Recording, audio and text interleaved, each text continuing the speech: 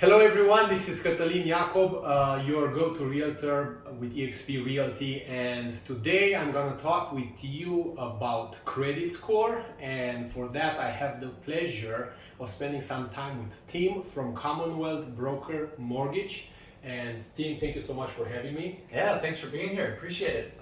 It is my pleasure, and I just want to talk today about this topic, which is quite often encountered when I, as a realtor, get a lead from a buyer, and they are like scared about the credit score situation, what that looks like, and so I want to clarify a little bit the water here about credit score and those myths that are associated with that topic. So I guess I should start with the very first question, and what is a credit score and why is it important? Yeah, great question. So credit score it's going to be a number or a rating basically that will be analyzed. It will analyze a credit report from a client, and based on their payment history, the type of accounts they have, they get this rating, a score, a credit score essentially, that says, hey, good or bad, this is how this person's credit is.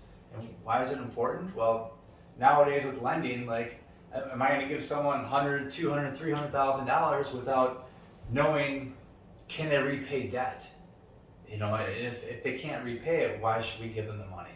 So it's really important for someone to know what their credit score is and some things that impact it as well. Okay, good. I guess we're going to talk a little bit later about what impacts the credit score. But another big question that comes out almost every single phone call that I have with the buyer is this. They are afraid, or they've heard that applying for a pre-approval is gonna hit their credit score. Mm-hmm. Is that a true situation? How does that look like? And anything more than beyond that, if you can? Yeah, so it's true. So when we do a hard credit inquiry, there is going to be a small hit to the credit score. Most people aren't going to notice it. You're looking at maybe 2, maybe 3 points. It's real minor with that, so it's nothing that really you shouldn't be concerned about. It needs to be reviewed so we can get a good starting point of where they are now, and do they qualify as is? Great. If not, let's get a plan put together to maybe get their score improved to where they can qualify for a home. But really that inquiry, minimal impact to the credit score. Okay, so it's nothing like 30 points off that you have to spend 6 more months or like 2 more months to bring it back, or nothing like that. Nothing like that. Then is it true that then once you send that request for a pre-approval and a lender will go on there and then try to see if you qualify based on the credit score and other criteria, can that buyer go ahead and put another inquiry from another lender? Is that something that it can be done?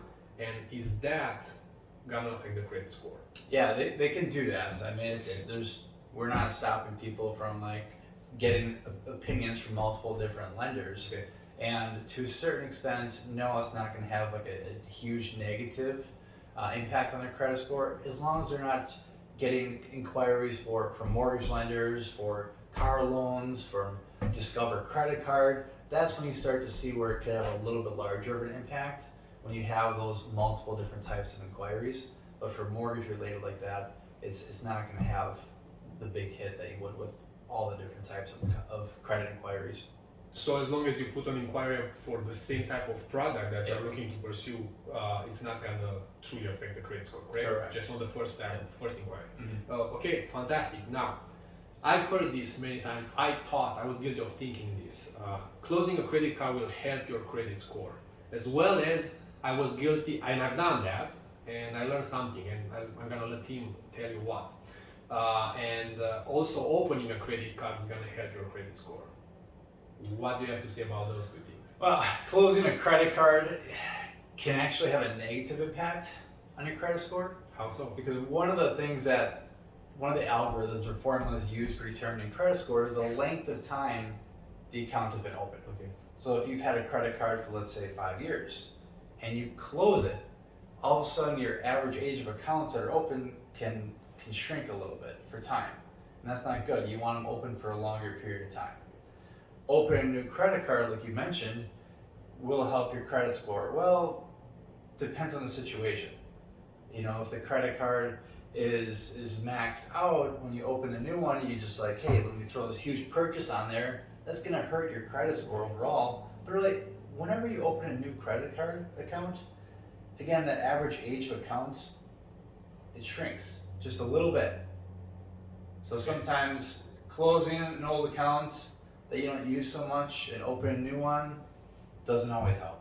Yes, so I've had a temptation for those like perks that they give. So it's like I don't want 2 or 3 credit cards. I'm just gonna go too deep into them. So I'm gonna close something. And that was a mistake. I've learned after I've done it. So just keep them there, active, or purchase once in a while and pay it off. So it registers something. Correct. I will do. Okay. Yeah. Okay. Great.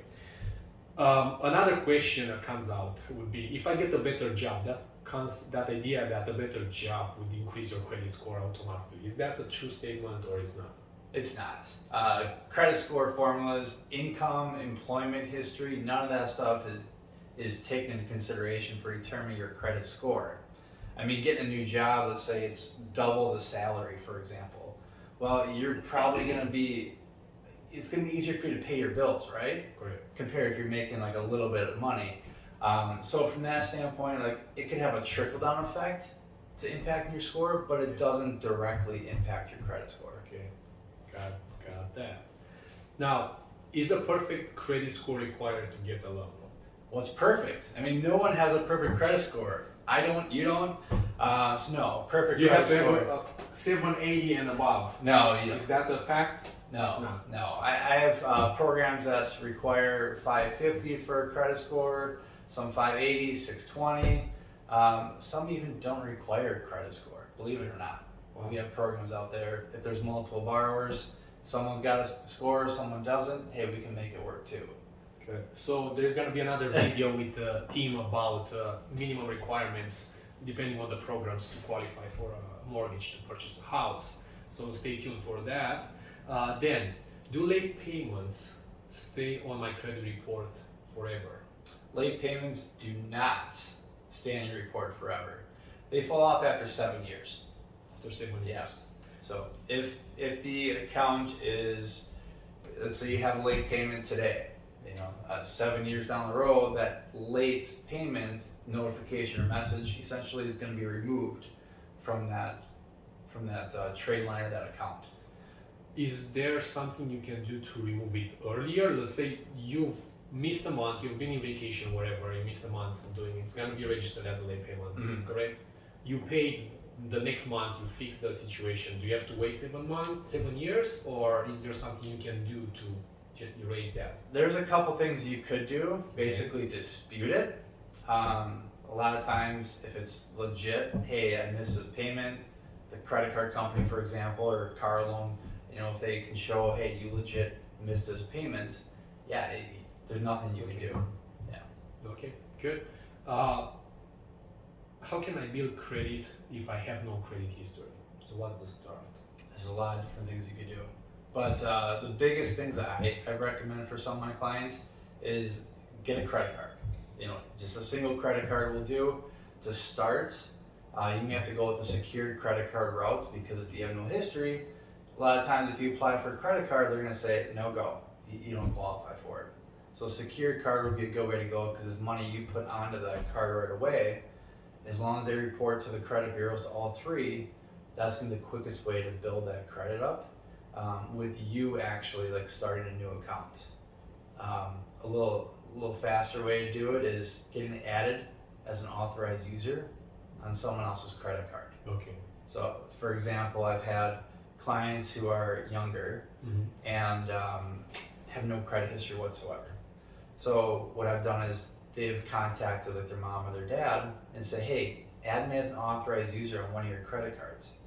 If that credit card's been open for 5 years, let's say, and they get added instantly, they have a 5-year history. Just by being added? Just by being added as an authorized user. That's fantastic. That's a great tip.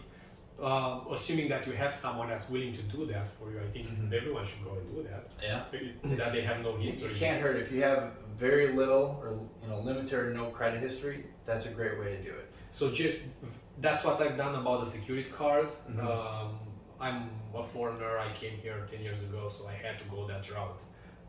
Can you briefly explain again what a secure credit card means? Yeah. How does it function? Of course. So a secure credit card, let's say you get a secure credit card with a $500 limit. Basically, that means that I'm opening up this credit card. I would pay $500 to this credit card company. Okay. They would hold it, and it says that I have a $500 limit on that card. Okay. Every time I spend it, I gotta then repay the amount that I spent, but the limit on the card is money that I gave them. So you don't work with their money. They have no risk on their Correct. end. There's You no work risk with your on own their money, end. but they are gonna register it as history of good borrower. Correct. Even out of your money. Yep. Once you close it, you get those $500 back. Correct. That was the happy part of mine when I closed that one, and they allowed me to have one from their accounts. And then I guess my very last question, and thank you so much for sharing this knowledge with the audience here. How can I improve my credit score? Well, first thing I'd recommend doing is make payments on time. If you have any late payments, do whatever you can to get current, get caught up, and continue making the payments on time. With credit cards, one thing you can do is paying that balance down. If the credit card is maxed out close to the limit, that's going to have a negative impact on your credit score. Even if you do payments regularly? Even if the payments are on time and the card's maxed out, you're still going to have a drop in your credit score. What's the perception? Why is that happening? Well, it's all level of risk, really. So when a creditor looks at this and says, hey, you have a credit card with a $1,000 limit and you're using all of it, like that's kind of risky from like a creditor standpoint. Whereas let's say you have a credit card with a $1,000 limit and you use $100 every month and pay it off. Well, you don't seem like a risky person, I guess, or consumer if you're using just a small amount of what's available to use on that credit card. Is there a sweet spot that they like to see when they receive the monthly reports? Yeah, so rule of thumb, stay under 30%, the lower the better. Anytime you're getting over 50% usage on a credit card, the worse it is. Okay. So I've had clients that are maxed out on a credit card, maybe it's a small limit, $300, $500, but I have them pay that card down, and then instantly their score will jump up by that next month. Okay. One last question that just popped into my mind about this topic. So I've heard this. I'm paying in full my statement every month, so my credit score is just not doing anything. I'm staying under the 30%. I'm trying to be as good as possible, always in time, like 2-3 days earlier than the deadline. Why is that credit score not working, not going up?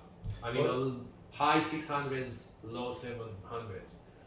Could be multiple factors. Could be like how long is the account open? Okay. The average age of all the accounts, for example. Paying the card on time, it's gonna go up. It takes time. Unfortunately, it's not an overnight. It's not a quick fix. But if you keep that balance to high limit ratio under 30% or even a little bit lower even, and you pay the card off in full every month, it's just you'll see it slowly go up. It's just gonna take some time. Got it. Awesome. Good. So that's all what I had as questions for you for today, Tim. Thank you so much for your time. If you guys have absolutely any questions that we forgot to address here, or you are interested in finding some more information about the lending side of the real estate business, or about going out and hunt for a house, feel free to reach to us. The contact information for both of us is going to be down in the description and somewhere here in this video. I'm going to see you in the next video. Stay safe. Have a good one.